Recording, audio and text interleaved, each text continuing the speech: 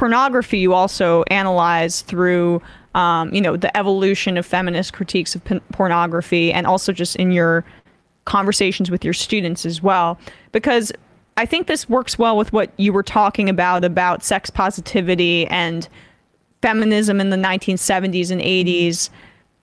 We have to update it now, right? Because feminism in the 70s and 80s was also blanketly, porn is patriarchy. Porn is degrading to women. It's wrong, etc. And I think now feminists, intersectional, not just white feminists, have a positive and different view of sex work that is a market shift from that perception in perspective, I should say, from the 70s and 80s. So do you mind taking us a little through that mini history and that evolution as well, and how pornography can be viewed in 2022 through a feminist lens, or how you view it as well? Yeah. Okay. It's a broad question, I understand. So you're absolutely right that for especially American feminists, but to a lesser extent British and Australian feminists in the mid-1970s onward, they came to see pornography as the kind of like linchpin of patriarchy. They saw pornographic representation as the training ground for men's subjugation and abuse of women outside of pornography and outside of the bedroom as well. So they, for example, drew a strong connection between sexual harassment in the workplace or unfair, unequal wages and pornography. It was pretty implausible then as an account of what was going on, because pornography then there wasn't an internet. You had to go into a store and go get a top shelf magazine, or you had to go to a blue CD theater. It just didn't have anything like the kind of ubiquitous role that it has now. But what's interesting is to revisit those debates now when pornography really is pretty ubiquitous, and where young people do have I say really ubiquitous. I think it's always important to remember that only about 50% of the world's population is online. So we're never actually talking. That's an important thing to remember. But I think arguably it's the case that young people now are much more formed by pornography than they used to be historically. Certainly when I talk to my students, they feel that the sexual script available to them was very much one written by porn. But I should say it's mainstream porn that they're talking about, because there's a huge amount of queer, independent, feminist porn that does not recycle very narrow, boring tropes of just male domination, female submission.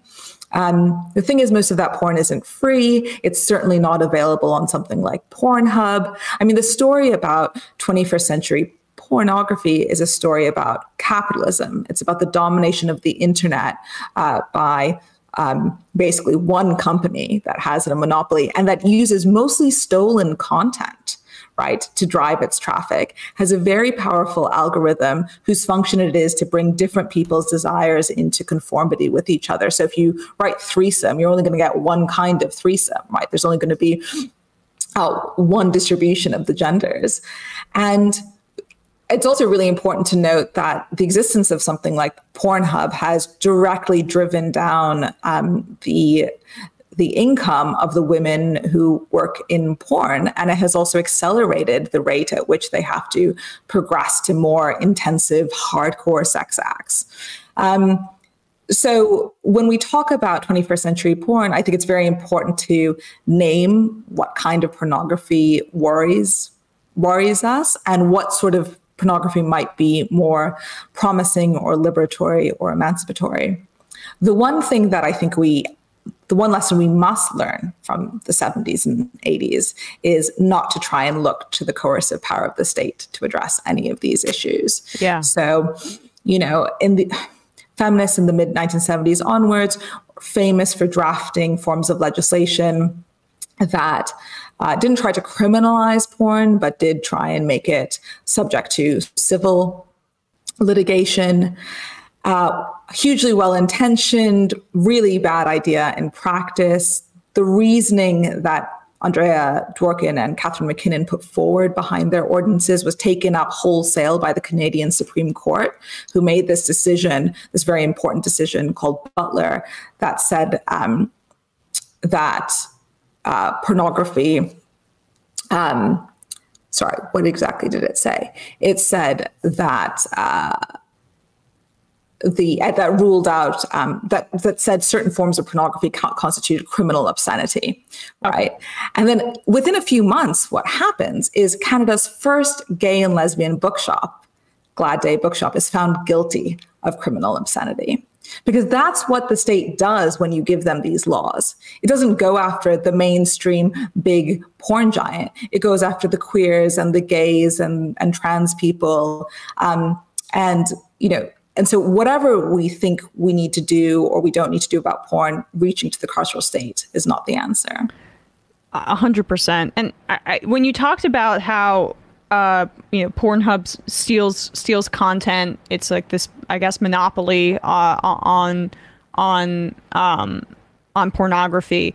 What is your take on OnlyFans as a it's a fairly recent phenomenon and as a response to it? Because my understanding is that you cannot repost OnlyFans content. It is say you're to record it and put it on another website, you're violating their terms or potentially the law. I don't really know. This is a kind of I'm figuring it out as I'm talking about it. But at the same time, that really just applies to the company of OnlyFans, right? Yeah. Not the individual creators. So that's the sex workers working on OnlyFans.